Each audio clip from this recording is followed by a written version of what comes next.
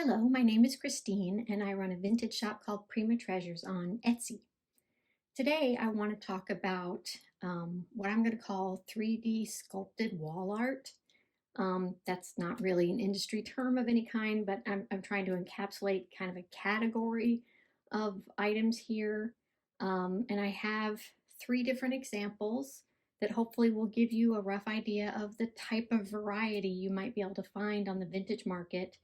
So there were three companies that were kind of significant in this space in the 60s and 70s, maybe as early as the 50s, but I think this was mostly the 60s and 70s when they were, at their height of productivity. And so the companies were Burwood, and this is a Burwood piece, the train, and Homco and Sirocco were two other companies.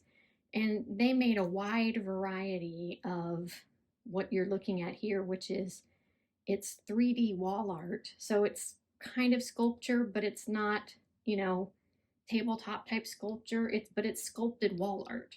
So I kind of wanted to show some different examples just to give a rough idea.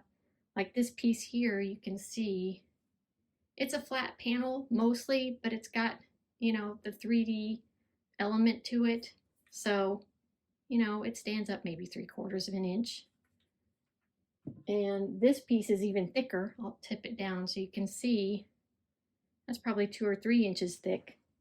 But this piece in particular, I think, is interesting because it's a fully detailed locomotive train, and it's modeled after a specific train because it has a little name here on the plaque, which is, I believe it's the New Jersey Railroad, and it's the Perry.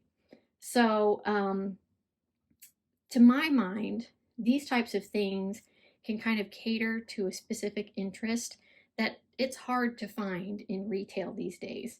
For example, this would be great for anybody who's into music or who has a music inspired room that they want to have some accents on the wall that kind of reinforce the theme. And then this sculpted train, I think, would be, I could see any kid who's crazy about trains, this would be an awesome statement piece for the wall in their bedroom. So, there's a lot of things you can do with it. And then in the back, we have what I like to call a pirate ship. I'm sure when they were selling it, maybe they didn't think that, but to my eyes, that's mostly what it resembles. And this is actually made out of metal, whereas these two are made out of plastic. Plastic does tend to be more common, I want to say, but there's plenty of pieces out there that are metal as well.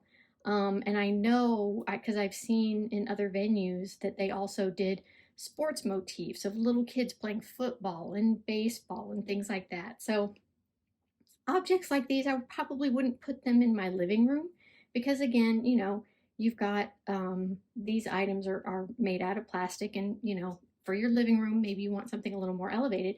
But if you have, a game room or a den or anything where you're going to be doing a more thematic decor, then I think stuff like this could easily be worked into that.